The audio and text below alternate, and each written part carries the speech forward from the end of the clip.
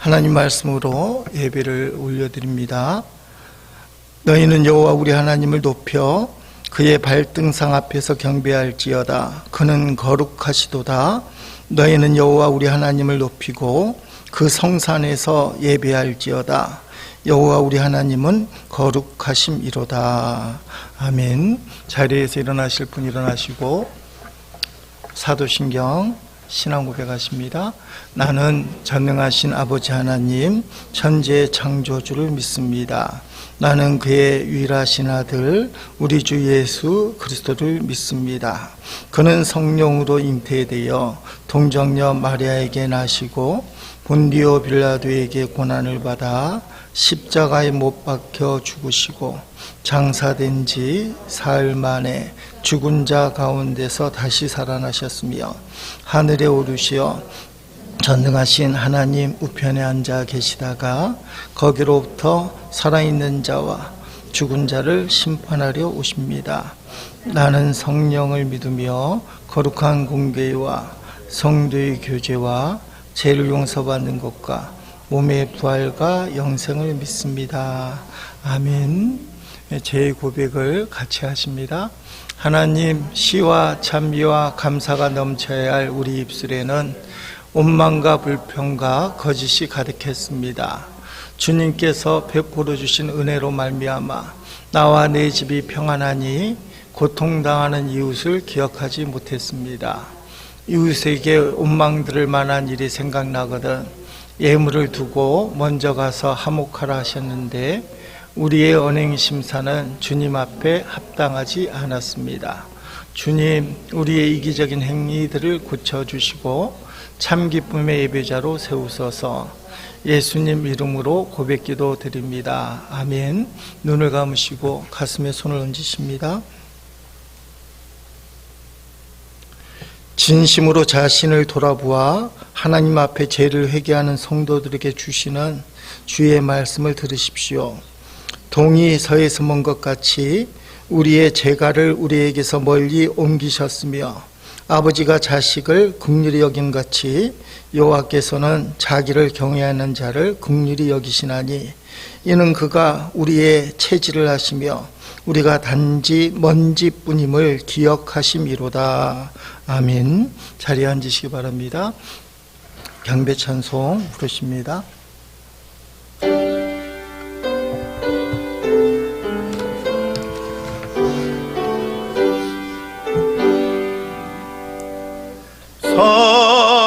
성자의 귀한 몸 날 위하여 버리신 그 사랑 고마워라. 내 머리 숙여서 주님께 피는 말 나무 주님께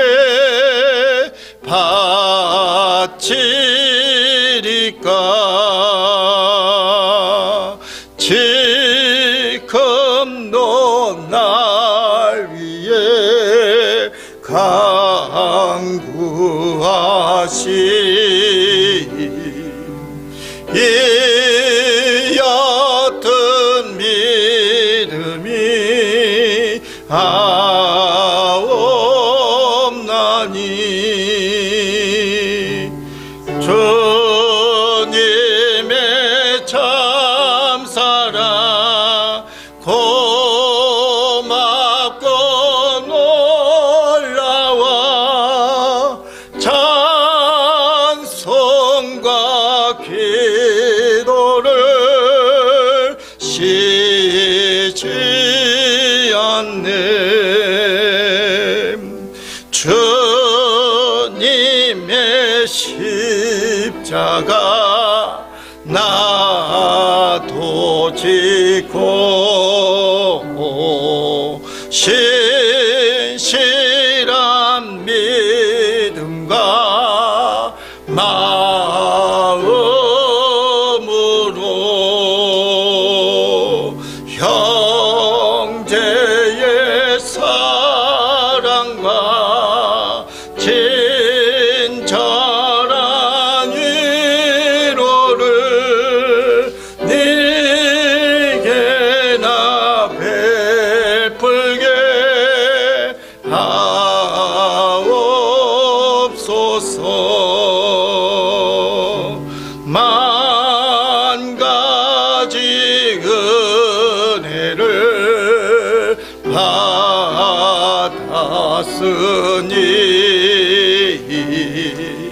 내 평생 슬프나 즐거우나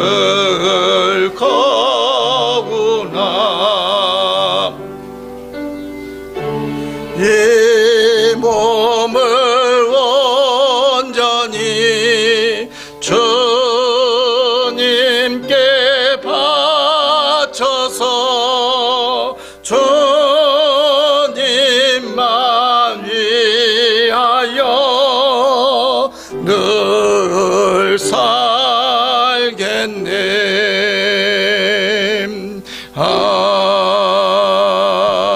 아멘. 문들아 머리 들어라. 들릴지어다 영원한 문들아. 영광의 왕 들어가시도록 영광의 왕 들어가신다. 문들아 머리 들어라. 들릴지어다 영원한 문들아. 영광의 왕 들어가시도록 영광의 왕 들어가신다. 영광의 왕 되시뇨 강하고 능하신 주로다.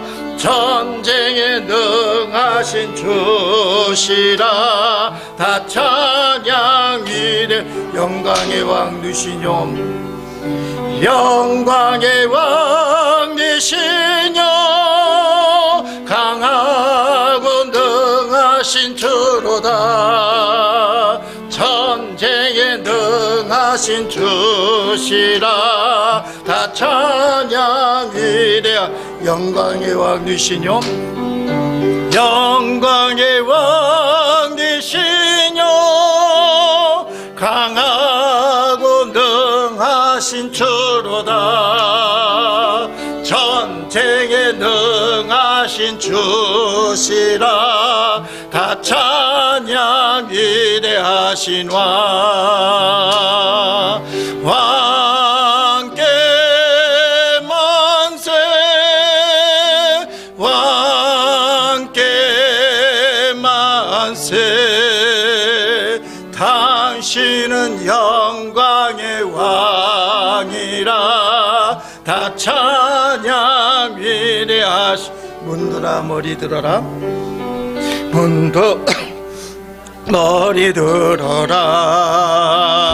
들릴지어다 영원한 문들아. 영광의 왕 들어가시도록 영광의 왕 들어.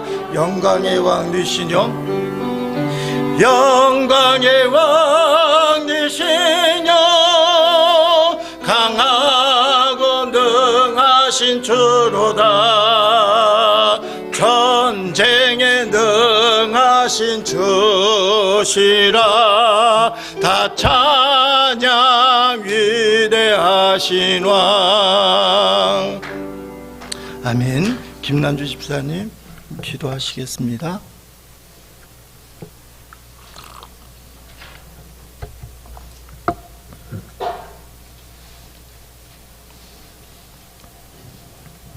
키세요.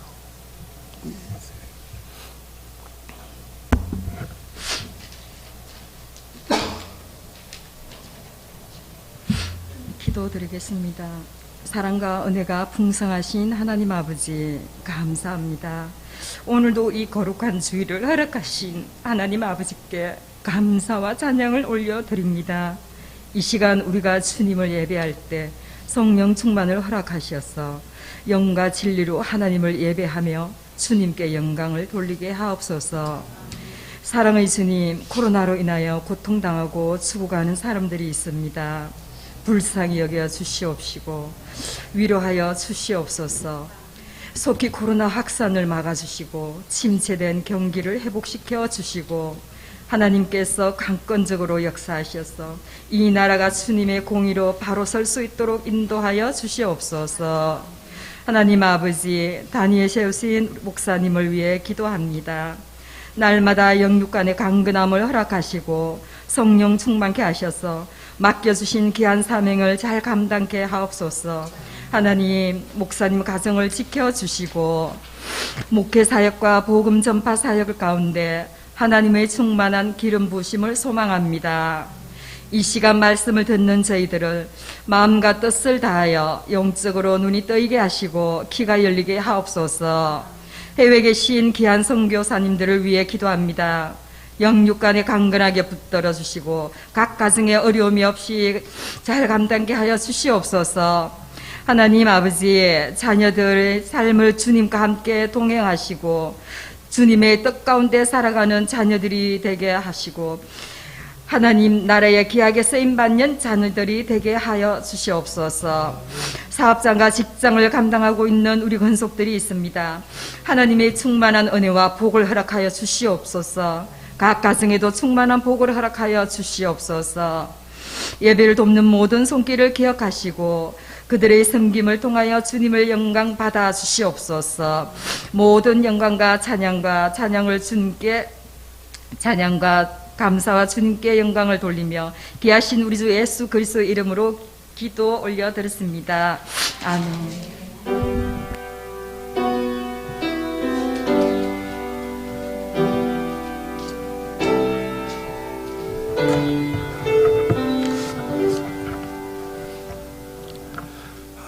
예배 나오신 여러분들 사랑하고 축복합니다.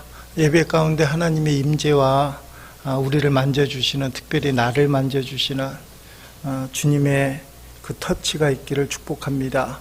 하나님 말씀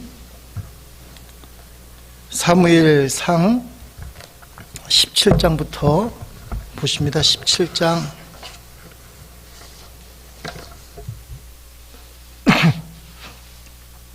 41절부터 54절까지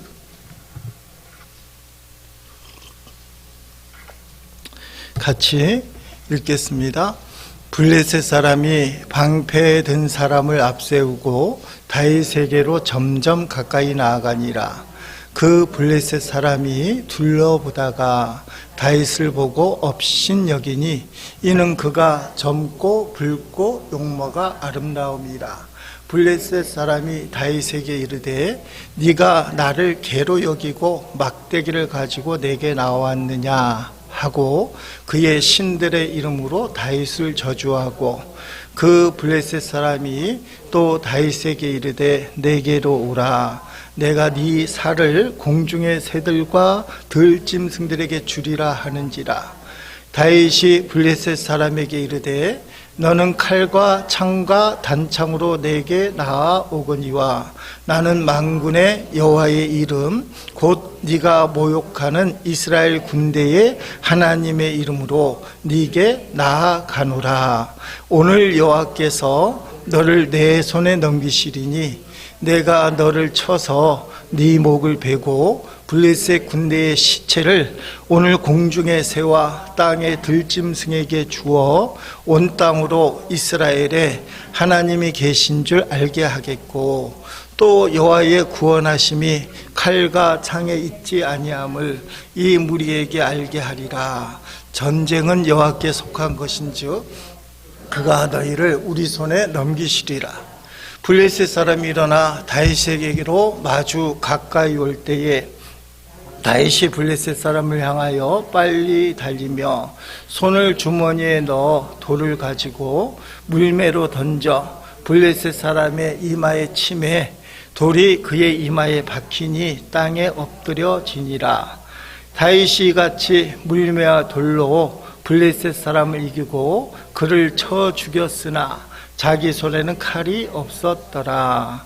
다윗이 달려가서 블레셋 사람을 밟고 그의 칼을 그 칼집에서 빼내어 그 칼로 그를 죽이고 그의 머리를 베니 블레셋 사람들이 자기 용사의 죽음을 보고 도망하는지라.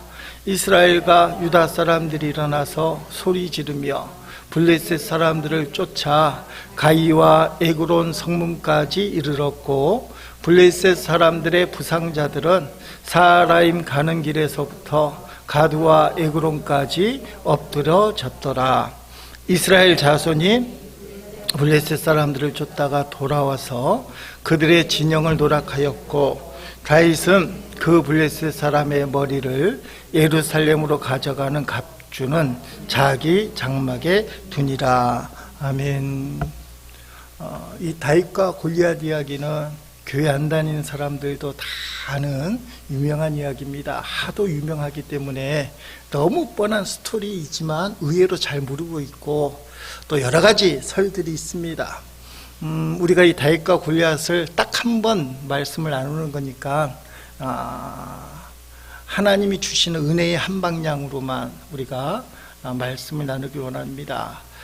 지금 이스라엘 군대하고 블레셋 군대 국경을 맞이하고 있으니까 사이가 좋을 때도 있지만 전쟁을 할 때가 많습니다. 근데 이 상황은 전면전 상황입니다.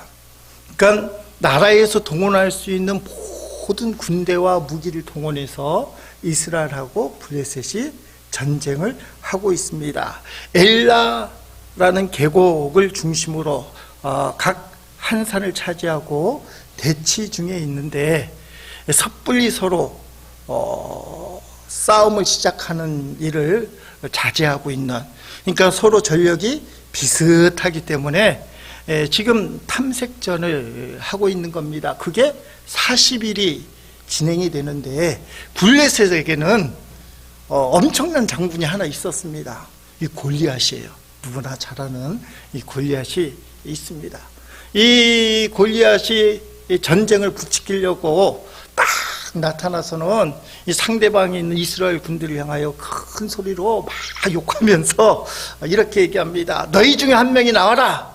그리고 나하고 1대1 전투를 하자. 만약에 그 사람이 이기면 우리 블레셋 군대가 너희의 종이 될 것이고, 내가 이기면 너희 이스라엘 군대가 우리 블레셋의 종이 돼야 된다. 그리고 막 욕을 하는 거예요.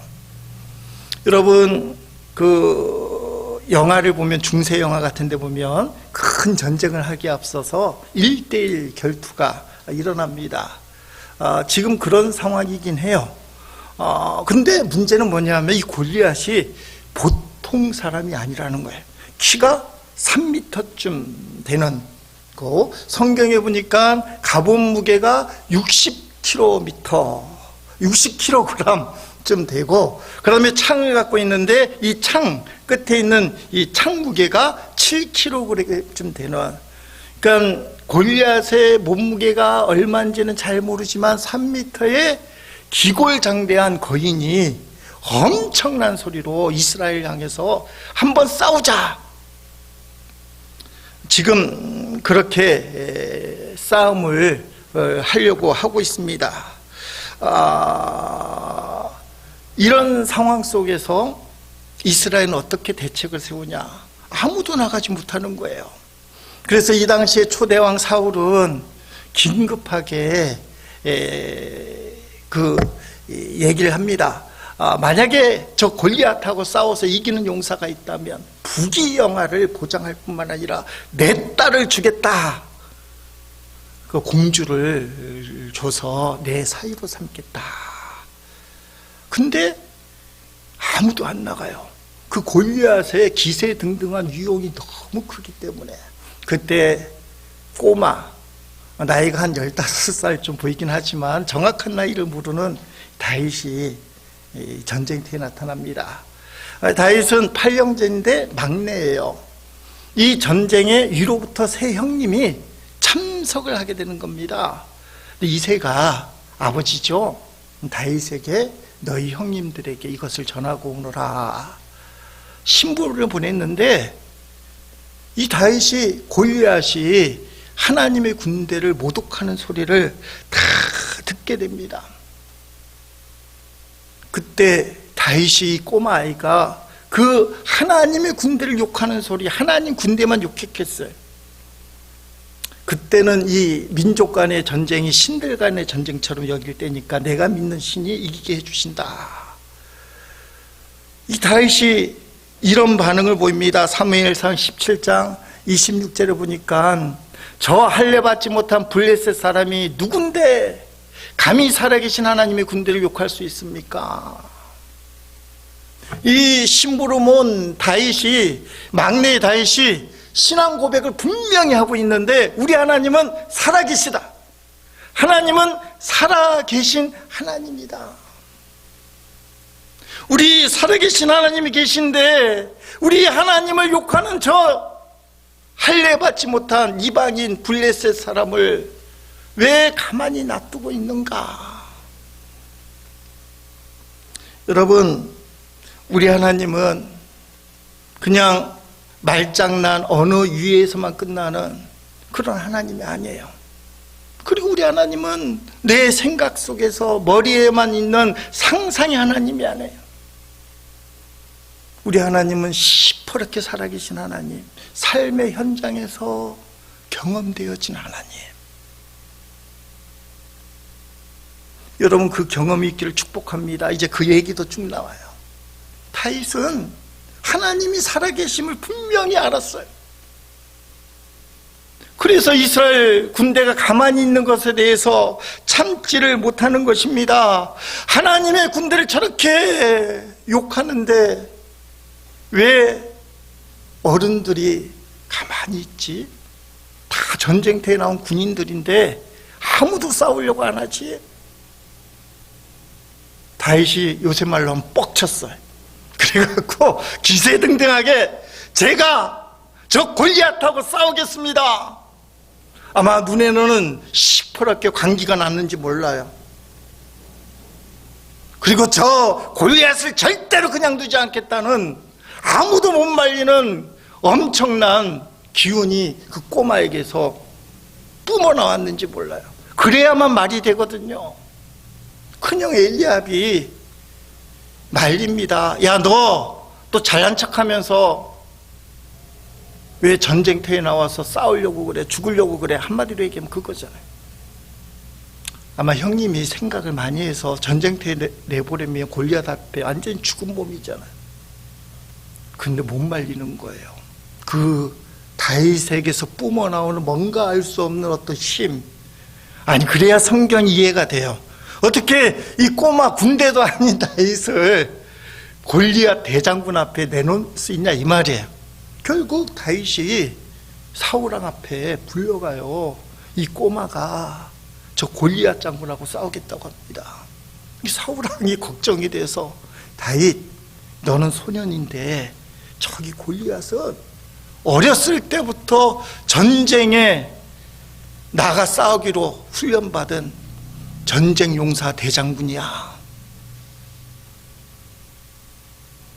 그때 다윗이 사울왕에게 하는 말이 사무엘상 17장 34절부터 나와요. 그러나 다윗이 사울에게 말했습니다. 왕의 종인 저는 내 아버지 양태를 지키던 사람입니다. 사자나 곰이 나타나서 양을 물어가면 저는 그놈을 공격하여 그 입에서 양을 구해냈습니다. 그놈이 저를 공격하면 저는 그놈의 턱을 잡고 때려 죽이기도 하였습니다. 왕의 종인 저는 사자와 곰도 죽였습니다. 할례받지 않은 블레셋 사람이 골리앗도 제가 죽인 사자나 곰과 같은 꼴이 될 것입니다. 왜냐하면 골리앗은 살아계신 하나님의 군대를 욕했기 때문에 죽어야 합니다.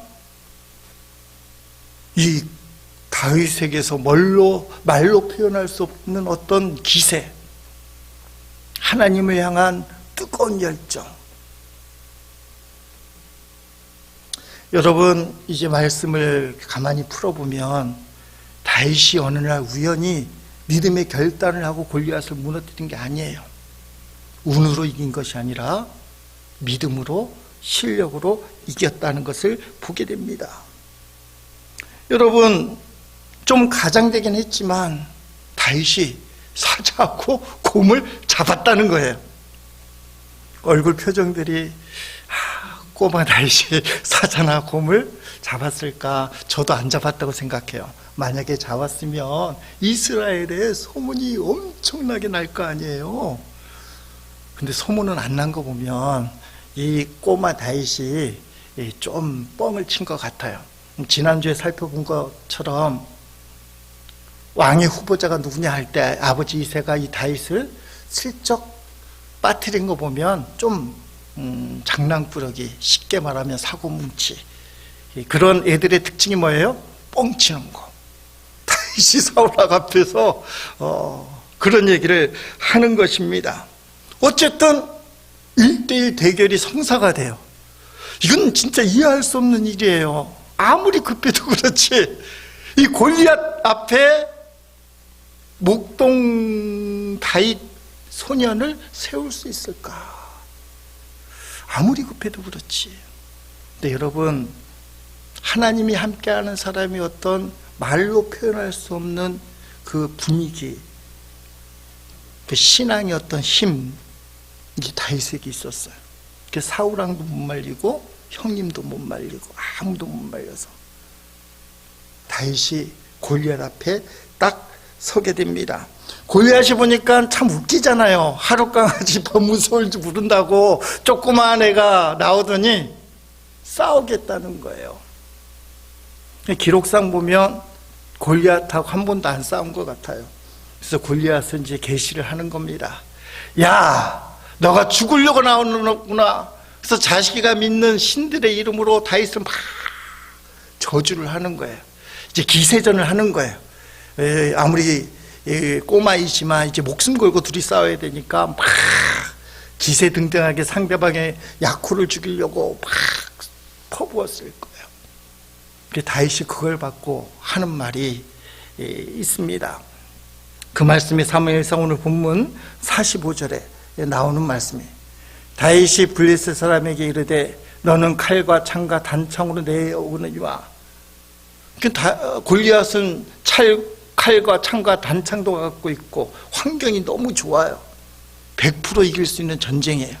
근데 나는 만군의 여호와의 이름, 곧 네가 모욕하는 이스라엘 군대의 하나님의 이름으로 네게 나아가노라.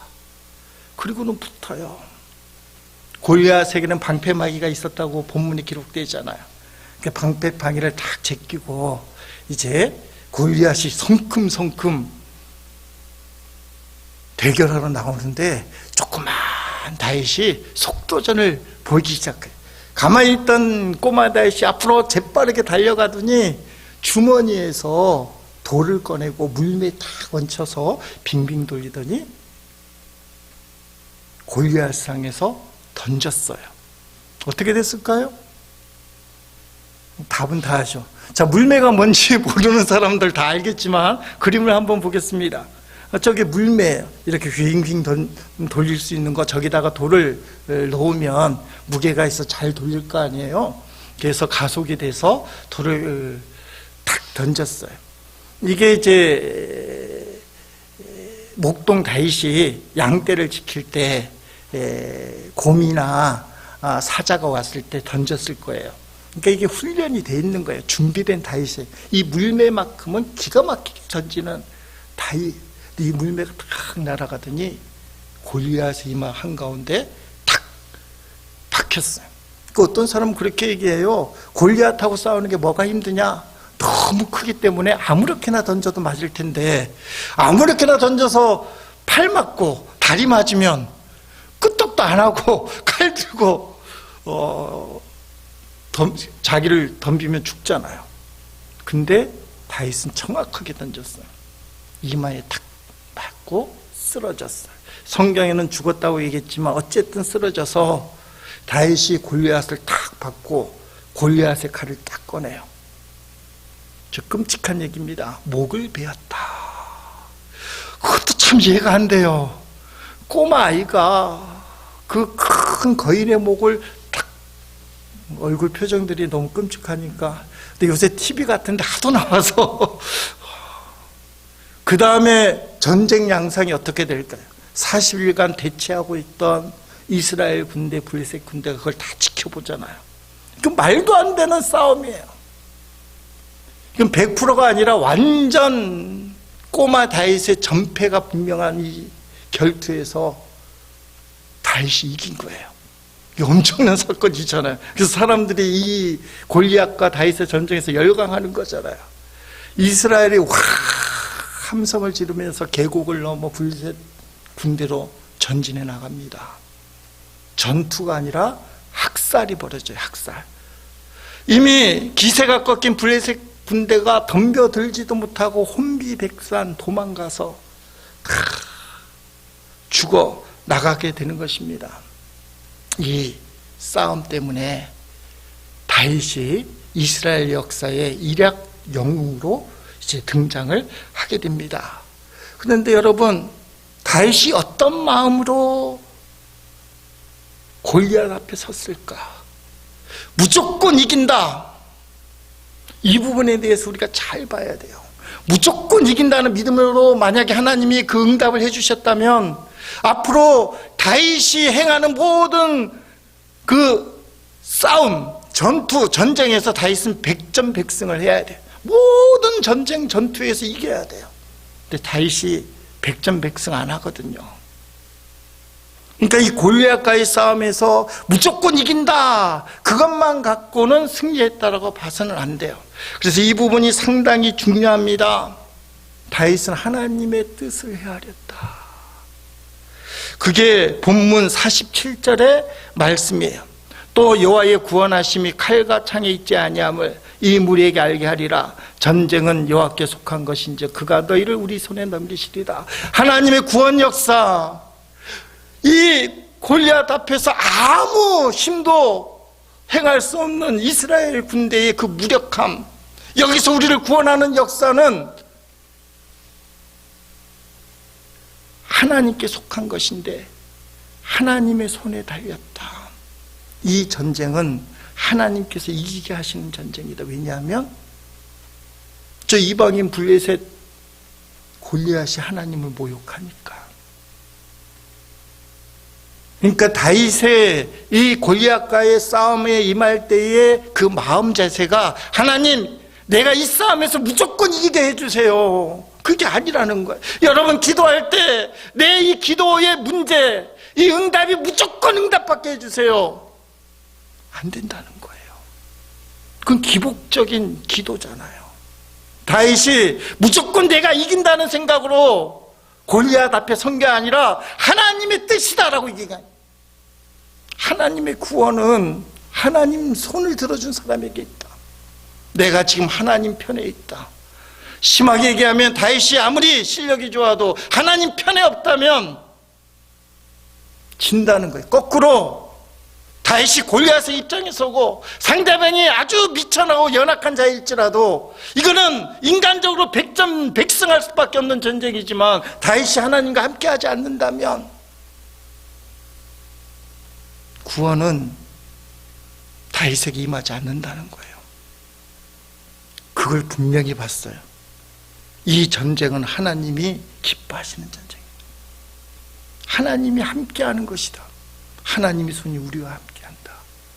무조건 하나님 내 편 되어주세요 하는 것이 아니라 이 일이 하나님이 기뻐하는 일인가. 아주 유명한 링컨의 이야기가 있잖아요. 노예 문제 때문에 남과 북이 나눠서 전쟁을 할 때 링컨이 속한 북의 지도자들이 다 모여서 회의를 하는 가운데 기독교 단체였던 이 간부가 와서 링컨에게 얘기합니다.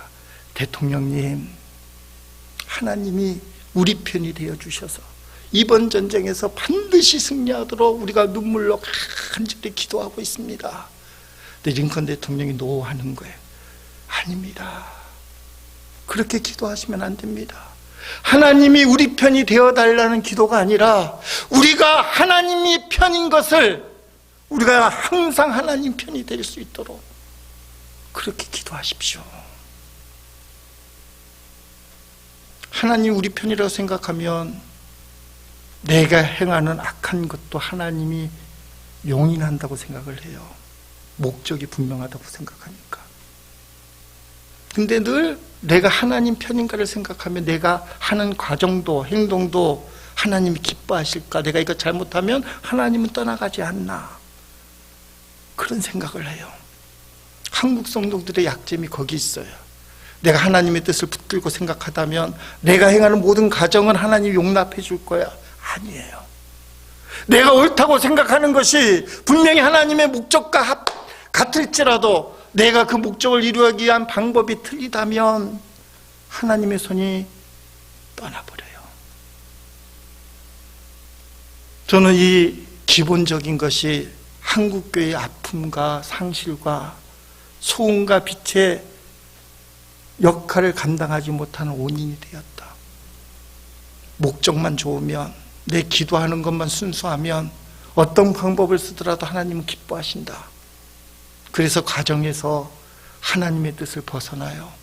그러면서 하는 말이 하나님 우리 편이야. 내가 하는 건 옳아. 하나님이 인정해 줬어. 하나님이 기뻐하시는 거야. 하나님 우리 편이야. 근데 착각하는 거예요. 여러분, 이 과정을 반드시 지나야 돼요. 그래야 그 다음에 하나님이 나와 함께 했다는 그 확신이, 주님이 기뻐하시고 주님이 축복하시고 주님이 역사하시는 구원의 문이 활짝 열리는 거예요. 하나님이 나와 함께 한다는 믿음은 너무너무 귀한 믿음이에요. 이 믿음만큼 확 붙들어야 되는데, 근데 분명한 것은 내가 하나님 편에 서 있는가를 늘 기억해야 돼요. 그걸 자꾸 점검해야 돼요. 여러분, 하나님이 나와 함께 한다는 체험, 다윗은 곰과 사자를 잡으면서 그 체험을 했어요. 하나님이 나와 함께 한다.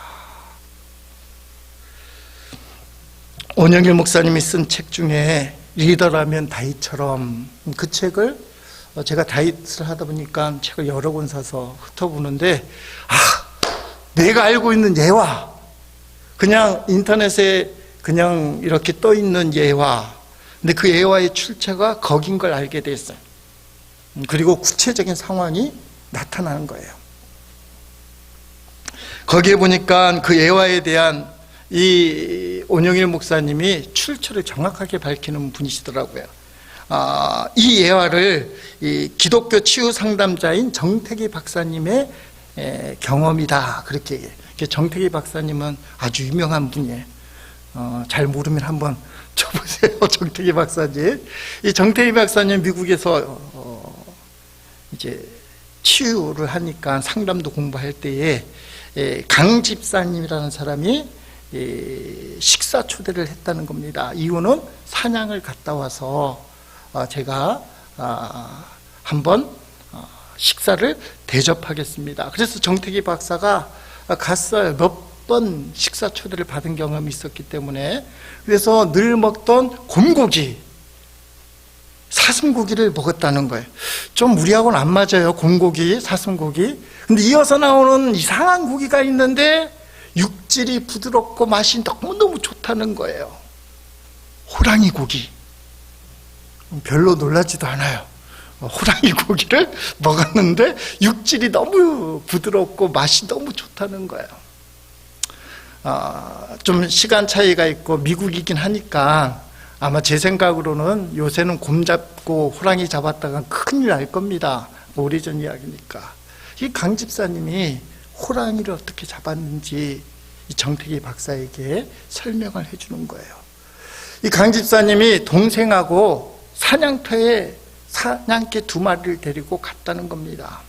근데 그날따라 저 멀리서 호랑이의 포소리, 그러니까 하는 그 포소리가 막 들리는데, 보통 개 같으면 쫄아서 못 간다는 거예요. 호랑이 그러면. 이 사냥개 2마리가 그 호랑이 우는 소리가 이제 사냥 표적인 줄 알고 겁도 없이 뛰어가더라는 겁니다. 힘차게 뛰어가서 저 멀리서 소리가 드는데 호랑이의 맹렬한 오는 소리, 또 개들의 그 지지 않으면 막 부르짖는, 막 짖는 소리가 막 들리더래요. 어쨌든 개발자국 쫓아서 가봤더랍니다. 근데 희한한 장면이 연출이 되더라는 거예요. 호랑이가 나무 위에 겁이 잔뜩 먹은 채로 올라가 있고 사냥개 2마리가 그 밑에서 막 짖고 있더라는 거예요. 강 집사님이 총을 꺼내서 팍 쏘서 호랑이를 잡고 고기를 내놓는다는 거예요. 근데 이 정태기 박사님이 심리학을 연구한 사람이죠. 이렇게 연구. 왜 호랑이가 나무 위에 올라갔을까? 왜 그렇게 했을까? 여러분, 호랑이는 한번 엉거리면 모든 짐승이 도망가요. 사람도 기절한다 그러잖아요. 호랑이 딱 앞에서. 그게 당연한 거예요. 엉거리면 다 도망가야 하는데 평생에 처음 보는 일이 벌어진 거예요. 안 도망가는 짐승 2마리, 사냥개 2마리. 엉거리면 도망가야 되는데 얘네 둘이가 갑자기 자기한테 막 달려들더니 덤비는 거예요. 이 호랑이가 갑자기 정신이 나가서 이거 웬일이지 하고는 자기도 모르게, 아마 호랑이가 기가 약한 호랑이인가 봐요. 막 도망을 가다가 나무 위까지 올라갔다는 겁니다. 그러면 이 사냥개 2마리는 미쳤냐? 이 정태기 박사님이 또 심리를 연구하는데 5년 동안 데리고 다녔는데, 강집사님 주인이 총을 빵 쏘면 쓰러지지 않는 상대방이 없다는 거예요. 그걸 경험했다는 거예요. 사냥개 2마리는 세상에 처음 듣는 무시무시한 호랑이의 포효소리를 들었는데도 저건 잡아야 돼. 왜냐하면 우리 주인이 있으니까. 그리고 호랑이에게 팍 달려들어가고는 나무 위로 올려놨다는 거예요. 그렇게 달려들 수 있었던 그 힘이 뭡니까? 우리 주인이 와서 한 방 쏘면 넌 끝나. 그걸 경험했어요. 곰까지도 잡았으니까. 여러분, 다윗이 골리앗 앞에 섰을 때의 마음이 뭐예요?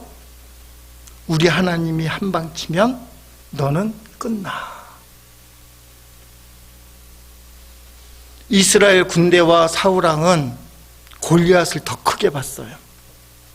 골리앗이 한 방 치면 난 죽어. 내가 하나님 믿지 마. 골리앗이 한 방 치면 난 죽어. 하나님도 소용이 없을 거야. 근데 다윗은 거꾸로 생각했어요.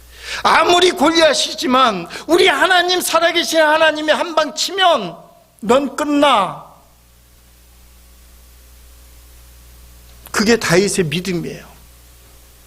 하나님이 한 방 치면 끝나. 그래서 물맷돌 하나로 골리앗을 무너뜨릴 수 있어요. 살아계신 하나님이 나와 함께 하기 때문에. 여러분, 하나님의 살아계심을 순간순간 경험한다는 것이 너무너무 귀한 거예요. 그러니까 늘 하나님이 나와 함께 하시는가를 잘 자기 자신을 살펴봐야 돼요. 저는 어저께 이상한 일이 있었어요. 뭐 어떤 이야기를 듣다가 내가 목사지 하는데 막 눈물이 나는 거예요. 서럽기도 하고 안타깝기도 하고. 근데 나도 모르겠어요. 내가 목사지, 목사가 맞지. 그 설명은 안 되는데 좀 정리를 해보니까 목사 노릇을 제대로 못했다. 목사인데 목사 노릇을 못했다. 지금 내가 하는 목사 노릇이 제대로 하는 걸까? 그 부끄러운 마음도 들고, 앞으로는 잘할 수 있을까? 근데 답이 하나 있어요. 내 힘으로는 안 돼. 그 생각이 나는데 계속 이상하게, 좀 솔직히 말하면 서러웠어요. 괜히 막 서러웠어요. 솔직히 말하면 또 손해보는 것 같고. 근데 주님이 이렇게 만져주시는 느낌도 있는 거예요. 괜찮아 하는 그 주님의 손길. 여러분, 살아계신 하나님을 어떻게 느끼느냐? 살아계신 주님이 도대체 어떤 분이냐? 저는 어제의 그 작은 경험이 주님이 나를 품어주는 느낌.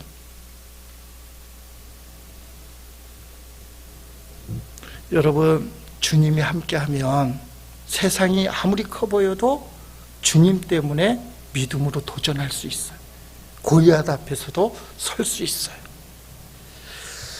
지난 화요일날 매일 가정예배라는 그 책을 읽어요. 선한목자교회 부목사님이 쓴 가정예배서인데 창세기부터 요한계시록까지 몇몇 군데를 나눠서 성경 읽기에 따라서 하는 얘기인데, 이 그림을 하나 보겠습니다. 제가 이 나이 목회를 거의 30년쯤 했는데 이런 말을 처음 본 것 같아요. 처음 보지는 않았겠지만 딱 들어온 거예요. 예, 말씀 창세기 39장 23절, 간수장 그의 손에 맡긴 것을 무엇이든지 살펴보지 아니했으니 이는 여호와께서 요셉과 함께한 하심이라. 여호와께서 그를 범사에 형통하게 하셨더라. 믿음으로 돌진하는 인생, 오늘 말씀에서 형통하게 하셨더라 라고 번역된 단어의 언어는 찰나흐라는 단어입니다. 이 단어는 앞으로 돌진하다는 뜻을 가지고 있습니다. 그러니까 성경이 말하는 형통은 모든 일이 잘 되는 것을 가리키는 것보다 앞으로 돌진하는 것을 가리키는 말입니다. 그런데 그냥 돌진하는 것이 아닙니다. 믿음을 가지고 돌진하는 것을 성경은 형통이라고 말하고 있습니다. 형통이 내가 일이 잘 풀리는 거, 나만 잘 푸는 것이 아니라 나를 통해서 다른 사람도 잘 풀리게 하는 게 형통이다. 이게 일반적인 생각이에요. 요셉이 그 형통을 가졌잖아요. 요셉 때문에 주변에 7년 동안 가뭄 들었던 그 수많은 영혼들이 살아나잖아요. 형통하는 요셉. 이 형통을 앞으로 돌진하는 거래요. 믿음을 갖고 돌진하는 게 형통이다. 그러면 일이 잘 풀린다. 근데 뒤에 건 딱 자르고 믿음을 갖고 돌진하는 것. 근데 이거 하나만 갖고 설교하면 안 되잖아요. 자료를 막 찾아보는 거예요. 인터넷도 찾아보고 기독교 대백과 사전도 찾아보고. 여러분이 알기 쉽게 이해하면 2017년도 8월 15일 토요일 가정예배 제목이 요셉의 형통함인데 내용이 똑같아요. 그러니까 이 말은 맞다는 번역이에요. 여러분, 믿음을 가지고 앞으로 돌진하는 게 형통이다.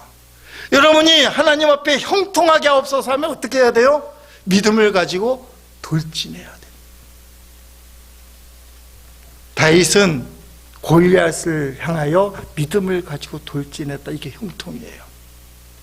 이 형통에 믿음이 있을 때 골리앗이 무너진 것을 보게 됩니다. 나머지 이스라엘 군대들은, 그 엄청난 어른들은 아무도 이 형통의 신앙이 없었어요.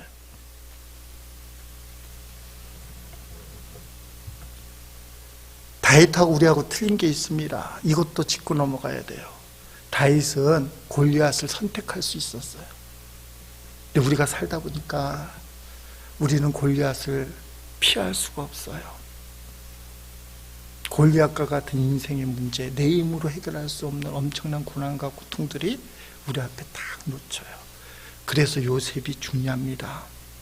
요셉은 형통한 사람이에요. 근데 그의 인생을 한번 생각해 보세요. 일이 계속 잘 풀렸냐? 분명히 성경은 요셉이 형통한 사람이라고 얘기하는데 형님들에게 인신매매당해서 애굽의 노예로 팔려갔잖아요. 처음에는 죽이려고 달려들다가 살려두자. 그런 형제가 어디 있어요? 아무리 배가 다르다고 할지라도. 보디발 장군의 노예로 끌려갔는데 누명을 씌우고 감방에 들어가잖아요.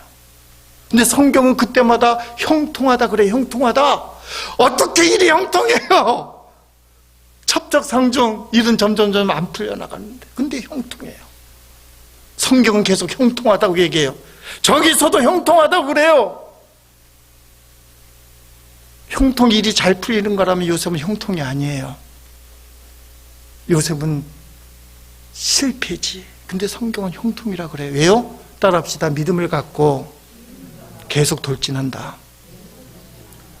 일은 하나도 안 풀려요. 점점 꼬여요. 그런데 요셉은 믿음을 붙들고 계속 돌진해요. 타협하지 않고 하나님의 뜻을 붙들고 계속 나아가요. 골리앗을 대적해요. 계속 졌어요. 형님들에게도 졌고 보디발 장군의 부인한테도 졌고 감방에 가서는 풀어준다는 꿈 해몽한 사람들한테서도 졌고. 근데 요셉은 형통했어요. 믿음을 갖고 돌진하는 사람이었기 때문에 그렇습니다. 형통한 사람의 특징이 나와요. 여러분, 우리가 요셉 정도의 고난을 당하면 얼굴 인상이 진짜 꼴불견일 거예요. 완전 인상 딱 웃으면서 어쩌다 내 인생이 이렇게 됐어. 진짜 보기 싫을 정도일 거예요. 그런데 성경에 보니까 요셉을 뭐라고 얘기합니까? 용모가 빼어나고 아름다웠더라. 창세기 39장 6절에 용모가 빼어나고 아름다웠더라. 잘생긴 미남이었더라. 보디발 장군의 부인이 유혹할 만한 생기가 넘치는 젊은이였더라. 그 모진 고난 가운데서도 형통한 사람의 특징, 하나님의 뜻을 붙들고 믿음을 붙들고 있기 때문에, 앞으로 돌진하는 그 사람이기 때문에 당당하더라. 생기가 충만하더라. 다윗은 골리앗 앞에 섰을 때 쫄지 않았어요. 어떤 면에서는 환하게 웃었는지는 몰라요. 다윗이 말한 거, 구원은 칼과 창에 있는 것이 아니라 오직 하나님께만 있다. 그래서 믿음을 갖고 돌진하는 거예요. 세상은 칼과 창을 잘 갖추려고 하잖아요. 그래서 인생을 승리한다고 생각해요. 그렇잖아요. 칼과 창이 뭡니까? 싸울 수 있는 무기, 세상에서의 무기, 돈, 명예, 권력, 건강, 이거 딱 움켜잡고 싸워야 이기는 거지. 아무것도 없어 봐라. 사람들에게 우습게 여기고 창피당하고 아무것도 못해. 그 우리도 모르게 이런 것들을 쫓아가는 것입니다. 하나님 나에게 칼과 창을 주옵소서. 물론 대부분 그렇게 역사해요. 근데 구원은 어디 있다 그래요? 하나님께 있다. 하나님께 있다. 하나님께 있다. 그래서 믿음을 갖고 돌진하는 거예요. 아무것도 없지만, 칼과 창이 내게 없지만 나에게는 하나님이 함께한다. 믿음이 있기 때문에 돌진하는 거예요. 이게 형통이에요. 신학의 말로 표현하면 뭡니까? 오직 주님, 오직 예수. 오직 주님이 함께 하시면, 오직 예수님이 함께 하시면 나는 세상을 이길 수 있어. 왜냐하면 예수님이 세상을 이겼기 때문에. 아무리 이렇게 얘기해도 하나님 그래도 나에게 튼튼한 칼과 튼튼한 창이 억수로 필요해요. 그런 기도가 저절로 나오잖아요. 그 마음을 먹고 골리앗 앞에 서면 이길 수 없어요. 설 생각도 안 하겠죠. 이건 싸워나마나 질 텐데, 기도도 지는 기도만 해요. 하나님 나 칼이 부족해요. 창이 부족해요. 칼 주세요. 창 주세요. 하나님 뭐라고 하실까요? 따라합시다. 나만 구하라. 그러면 이겨요. 물맷도 갈고 이겨요. 근데 우리는 계속 튼튼한 칼, 튼튼한 창 주세요. 그래야 이깁니다. 하나님은 아니야. 칼과 창으로 이기는 게 아니야. 거기는 구원이 없어. 오직 예수, 오직 주님에게만 있단 말이야. 근데 우리가 이거 막 놓치고 있어요. 여러분 앞에 놓여있는 무시무시한 골리앗과 같은 문제들이 있잖아요. 돈 문제, 자존심의 문제, 건강의 문제. 이 문제를 어떻게 이길 겁니까? 칼과 창으로 이기려고 하지만 아니에요. 오직 예수, 오직 주님을 붙들 때, 그때 우리가 진짜 승리를 할 수 있어요. 칼과 창으로 이기는 싸움이 아니라 예수님의 이름으로 싸워서 이기는 전쟁을 성도들이 하는 거예요. 그러니까 저와 여러분이 먼저 하는 전쟁은 영적 전쟁인데, 칼과 창을 붙드는 것이 아니고 예수님만 붙들어야 된다. 죽음이란 골리앗 앞에서 의연하게 싸운 성도가 한 분 있습니다. 지난 11일 추락한 전투기 조종사 고 심정민 소령입니다. 이 공군사관학교 그 담임 교회 목사라는 분이 SNS에 이런 글을 올렸습니다. 공군은 사관학교 생도 시절부터 믿음 안에서 참으로 신실하게 믿음 생활하던 복된 형제다라고 고인을 추모했어요. 회상했어요. 우리가 잘 알다시피 이 심정민 소령은 끝까지 비행기 조종대를 안 넣었다는 거예요. 왜냐하면 민가가 바로 옆에 있었기 때문에.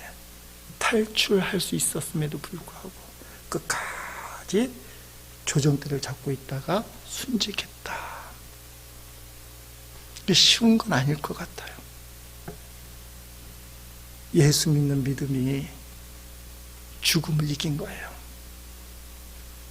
죽음 너머의 세상을 볼 수 있는 눈이 열렸기 때문에 그래요. 내가 이렇게 죽는 것이 대한민국 공군 소령으로서 해야 할 책무다. 이게 십자가잖아요. 나 때문에 민간인이 죽어서는 안 된다. 100m쯤 떨어져 있었다고 그래, 민가가. 그래서 끝까지 조종관을 잡는 게 십자가였지 않았을까. 심정민 소령은 죽음이라는 골리앗 앞에서 떨지 않았어요. 그 자기 해야 할 일을 딱 한 거예요. 저는 그 사람이 승리했다고 믿습니다. 우리가 이 찬양을 할 겁니다. 주 예수를 믿음이 온 세상을 이긴다. 이게 믿음으로 고백되기를 축복합니다. 칼과 단창으로 세상을 이긴다가 아니고 주 예수를 믿음이 온 세상의 어떤 골리앗도 이긴다. 이 신앙 고백 분명히 할 수 있기를 축복합니다. 찬송가 357장 찬송하십니다.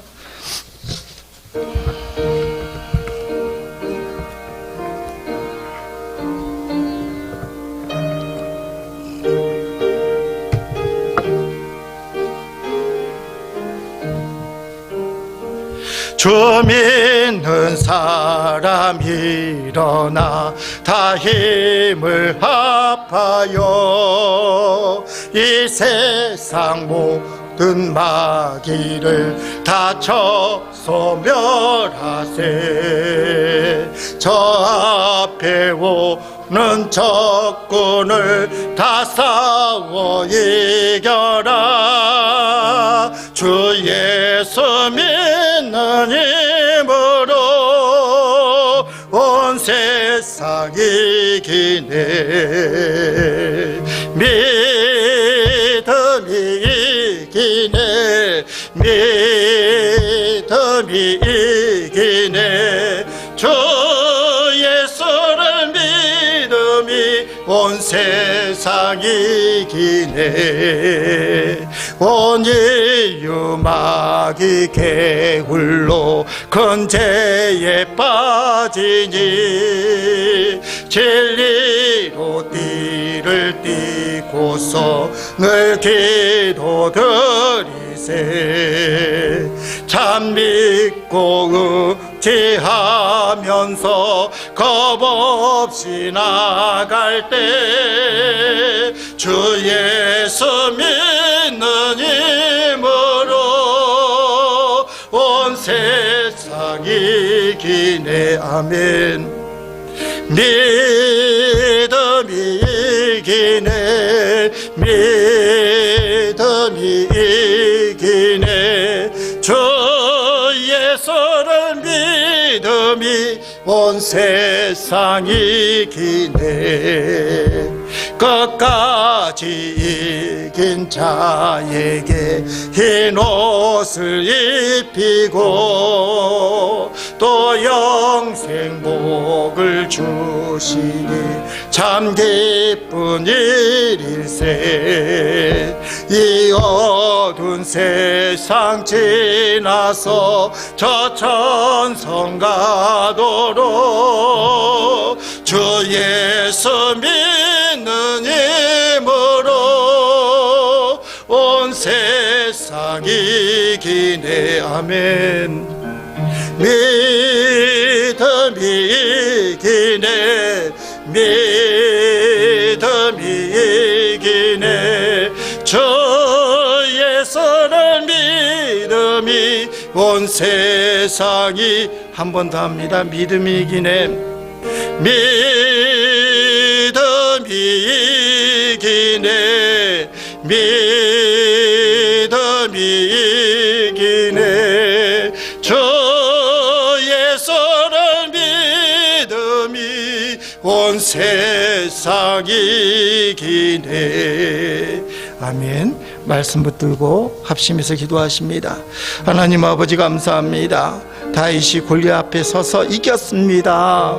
구원이 창과 단창에 있는 것이 아니라 오직 여호와께 있다고 다윗이 분명하게 고백했습니다.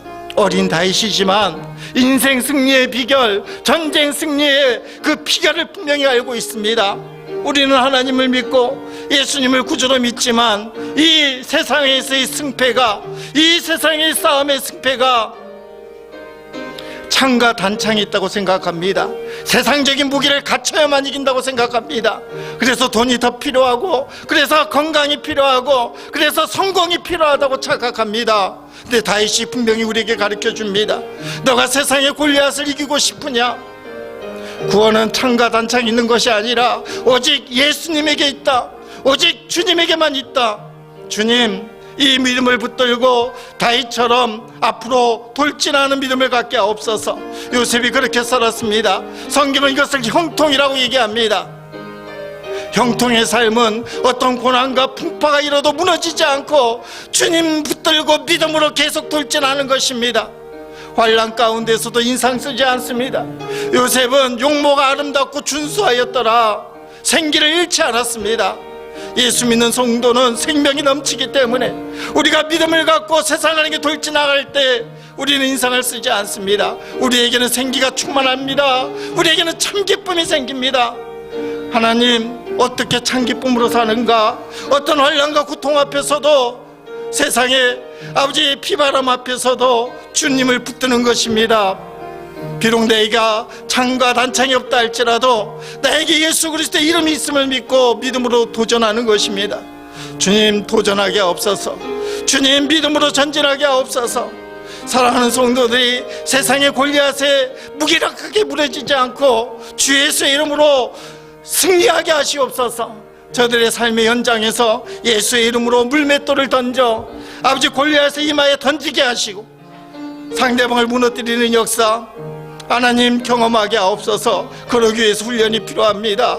아버지, 양떼를 지킬 때 다윗이 곰과 아버지 사자를 쫓아냈습니다. 그게 실제로 있었는지는 알 수는 없으나 최소한 하나님을 의지하고 하나님께 맡기고 하나님이 도와주신 그 경험이 다윗에게 있었습니다. 하나님이 함께 하신다는 확신이 있었습니다. 주님, 오늘 우리에게 그 확신을 허락하옵소서. 이기는 자 되게 하옵소서. 감사합니다. 예수님 기도합니다. 아멘. 자리에서 일어나셔서 3절 부르겠습니다.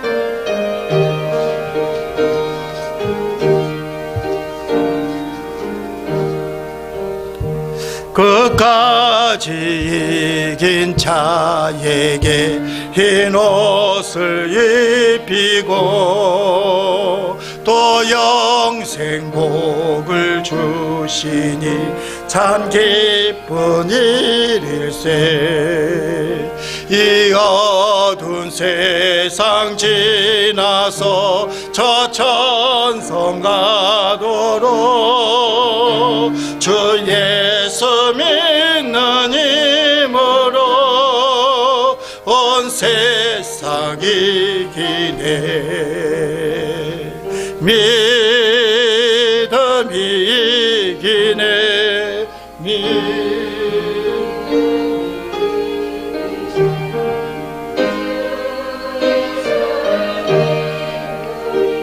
온 세상이 이기네. 하나님 감사합니다. 골리앗 앞에 선 다윗처럼 우리가 세상의 문제 앞에 섰을 때 하나님 담대할 수 있게 하시옵소서. 하나님의 구원의 역사는 창과 단창에 있는 것이 아닙니다. 하나님께 있습니다. 오직 예수님께 달려 있습니다. 세상 것 구하지 말고 주님만 구하게 하시고 주의 이름으로 대적하여 승리하는 삶을 살도록 축복하옵소서. 하나님 사랑하는 마음으로 드려진 모든 헌금을 주님 붙드시고 드려진 손길을 만져주시며 하는 일마다 형통케 하시고 주의 뜻을 이뤄나가는 하나님의 백성들 되도록 축복하옵소서. 물질에 어려움이 없도록 주님 붙드시고 채워주시옵소서. 가정을 축복하셔서 천국이 되게 하시고 기업과 직장이 축복의 통로가 되는 역사가 있게 하시고 이리저리로 우리에게 달려드는 세상의 골리앗들을 주 예수의 이름으로 대적하여 승리하는 간증들이 차고 넘치게 하옵소서. 형통이란 단어를 붙듭니다. 요셉이 형통한 자라고 하는데 점점 문제만 더 깊어지는 그 상황입니다. 배달은 형님이지만 인신말매 당해 노예로 팔려갔고, 그때도 하나님은 요셉을 형통한 자라.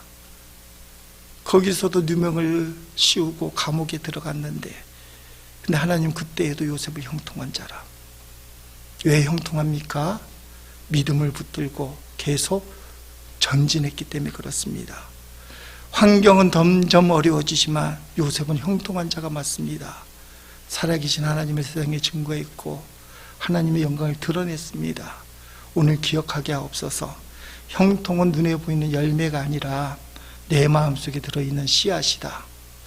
내가 믿음을 갖고 돌진하는 것이 형통이고 마침내 축복의 열매를 이 땅에 드러낼 것이다. 하나님, 오늘 우리의 삶이 형통의 삶이 되도록 믿음을 붙들고 세상을 향하여 돌진하여 승리하는 삶이 되도록 축복하옵소서. 지금은 나를 위해 십자가에서 모든 죄를 용서해 주신 예수 그리스도의 은혜와 우리를 너무 사랑하셔서 골리앗을 이길 수 있는 능력을 부어주시는 하나님 아버지의 그 크신 사랑하심과 세상의 칼과 단창을 구하지 말고 오직 주만 구하라. 너의 구원의 역사, 너의 삶의 풍성한 열매는 세상 것에서부터 비롯되는 것이 아니라 오직 주님께만 있다. 주님 바라보게 하시고 마침내 승리하도록 이끄시는 성령의 교통인도 간섭 역사하심이 주님 앞에 나와 우리가 비록 다윗처럼 연약할지라도 예수의 이름으로 승리하는 하나님의 거대한 일꾼 되길 원합니다. 주님 앞에 기도하는 모든 성도들 위해 지금부터 영원토록 함께하옵시기를 간절히 축원하옵나이다. 아멘.